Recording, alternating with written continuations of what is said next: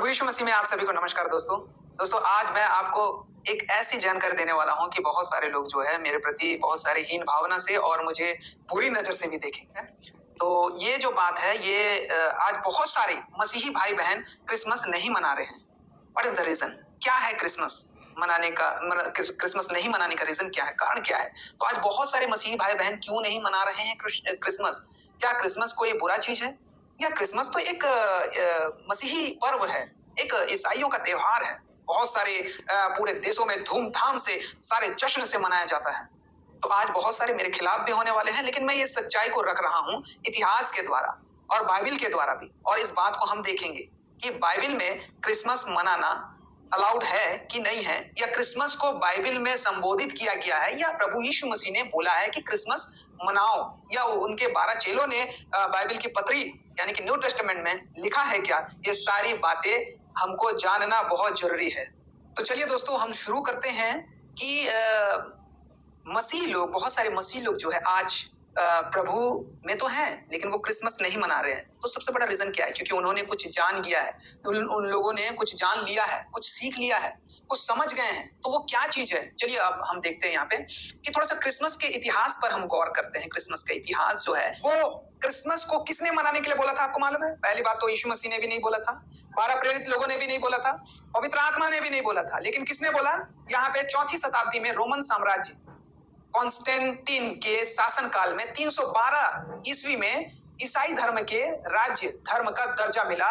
और इसके बाद 25 दिसंबर को यीशु के जन्मदिन के रूप में मनाने की परंपरा शुरू हुई, जो पॉप जूलियस ने इस दिन को यीशु के जन्म के दिन के रूप में निर्धारित किया। देखिए, ठीक है। और फिर उसके बाद यहाँ पर ये जो 25 दिसंबर को ही क्यों बोला गया? तो यहाँ पे क्रिसमस के दिन का जो चयन था वो 25 दिसंबर को करने का एक अन्य कारण था, जो कि पहले एक पगान बोल करके पारंपरिक गैर ईसाई उत्सव होता था, यानी कि त्योहार मनाया जाता था, है ना, जिसे सोल इविकट्स बोल करके अजय सूर्य का पर्व कहा जाता था। ठीक है, अजय सूर्य का पर्व, ये अजय सूर्य देवता था। यह पर्व सूर्य देवता के सम्मान में मनाया जाता था और 25 दिसंबर को सबसे छोटा दिन होने के बाद सूर्य की पुनर्वृद्धि का प्रतीक माना जाता था। अब ईसाई धर्म के जितने भी अनुयायी लोग थे, ईसाई धर्म ने इस दिन को यीशु के जन्म के दिन के रूप में अपनाया। यह दोनों परंपराओं को मिश्रण बन गए और यह सूर्य देवता के रूप में इसे पूजा जाता था। ठीक है, अब ये सूर्य देवता के उत्सव के रूप में मनाया जाता था, लेकिन बाद में इसे यीशु के जन्मदिन के रूप में मानने की परंपरा बन गई। ठीक है, समय के साथ साथ यह सांस्कृतिक और धार्मिक पर्व के रूप में विकसित हो गया और आज पूरी दुनिया में मनाया जा रहा है। तो ये था किस प्रकार से ईसाई धर्म जो है क्रिसमस को स्टार्ट किया। ठीक है, ये बाइबल के अनुसार नहीं है बल्कि मनुष्य के अनुसार बनाया गया। ठीक है, अब हम यहाँ पे देखते हैं कि ये जो सेंटा क्लॉज का जो था, ये सेंटा क्लॉज कैसे करके आया। अब यहाँ पे सेंटा क्लॉज जो है ये संत निकोल्स को बोला गया है, सेंटा क्लॉज। और ये संत निकोल्स जो था, संत निकोल्स एक तुर्की के शहर में मीरा में वहां पे रहता था और वो वहीं जन्म हुआ था। वे एक उदार और दयालु व्यक्ति थे जिन्होंने गरीबों की मदद की और बच्चों को उपहार देने की परंपरा शुरू की थी। अब उनका जो जन्म था 15 मार्च 270 ईस्वी को हुआ था और वे 6 दिसंबर को अपनी मृत्यु के बाद संत के रूप में याद किए जाने लगे। उनके जीवन के किस्से और चमत्कारी कार्यों ने उन्हें एक लोकप्रिय व्यक्ति बना दिया। ठीक है, अब ये सांता क्लॉज का जो आधुनिक रूप था, ये संत निकोल्स की परंपरा यूरोप में फैल गई और विभिन्न देशों में उनकी जो गतिविधियां थी वो सारी पता चल गई, विकसित हुई। और 19वीं सदी में अमेरिका में इस चरित्र को 19वीं सदी में अमेरिका में इस चरित्र को सांता क्लॉज के रूप में लोकप्रिय किया गया। यह नाम अंग्रेजी में है, सेंट निकोल्स का रूपांतरण है। ठीक है, सांता क्लॉज का रूप 19वीं शताब्दी में सांता क्लॉज का रूप और छवि काफी हद तक विकसित हो गया।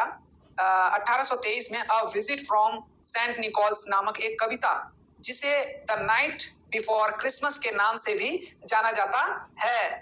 अब उसमें जो है सांता क्लॉज के बारे में विवरण दिया गया है। इसमें सांता को लाल रंग के कपड़े पहनने का एक मोटा हंसी खुशी वाला व्यक्ति बताया गया, जो घोड़े से खच्चर पर सवार होकर आता था और बच्चों के लिए उपहार छोड़ जाता था। देखिए, वो उसमें वो बताया गया, उसमें कविता की जो पुस्तक थी। अभी उन लोगों ने रेंडियर को जोड़ दिया, रेंडियर यानी कि हिरण लोगों को जोड़ दिया है। ठीक है, अब यहाँ पे क्रिसमस ट्री का उत्पत्ति कैसे हुआ? क्रिसमस ट्री का जो ये एक यहाँ पे प्राचीन परंपराएं के रूप में कहां पे मनाया जाता था? ये प्राचीन यूरोपीय परंपराओं में है, जहां पेड़ों और पत्तों को विशेष रूप से सर्दियों के समय में पूजा जाता था। उदाहरण के लिए प्राचीन ग्रीक रोमन सभ्यताओं में पाइन एसिटिका और किसमिस जैसे एवरग्रीन पेड़ों को जीवन और पुनर्जन्म की प्रतीक माना जाता था, क्योंकि ये सर्दियों में भी रहते थे।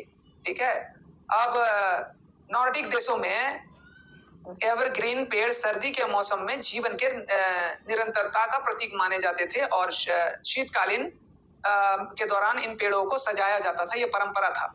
ये प्राचीन यूरोपियन परंपराओं की बात कर रहा है ना, इसमें मूर्ति पूजा। अब ईसाई धर्म में क्रिसमस ट्री जो है का सबसे अधिक प्रचलन ईसाई धर्म में जुड़ा हुआ था। अब ईसाई प्रतीकों का हिस्सा कैसे बना? ये 15वीं शताब्दी में जर्मनी के क्रिसमस ट्री की परंपरा की शुरुआत मानी जाती है। इस समय क्रिसमस पर देवता के जन्म की याद में पेड़ सजाए जाते थे। अब मैं आपको दिखा रहा हूं कि ये क्रिसमस कार्ड का उत्पत्ति कैसे हुआ। पहला क्रिसमस कार्ड, सबसे पहला क्रिसमस कार्ड जो है 1843 में सिर हेनरी कोल के द्वारा दिया गया। तो ये कौन है? हेनरी कोल कौन है? जो एक ब्रिटिश सरकारी अधिकारी और प्रगति के पद पर थे। तो मेरे प्रिय मसीह भाई बहनों, मैं आपको यही बताना चाहता हूं कि यहाँ पर जो है बाइबल में कभी भी किसी भी पर्व के बारे में जिक्र नहीं किया गया है, लेकिन जब हम पर्व देखते हैं तो यहाँ पे सिर्फ बाइबल में संत पौलुस के द्वारा, पतरस भी नहीं या 12 प्रेरित भी नहीं, लेकिन पौलुस के द्वारा यहाँ पे बताया जाता है। क्या बताया जाता है कि यहाँ पर कुलुसियों 2:16 में जब हम यहाँ पे पढ़ते हैं तो क्या लिखा है? इसलिए कोई तुम्हें खाने पीने या किसी त्योहार या नए चांद या सब्बत के बारे में कोई जज ना करे, है ना, क्योंकि जो छाया है उसे हमें नहीं पकड़ना है, वास्तव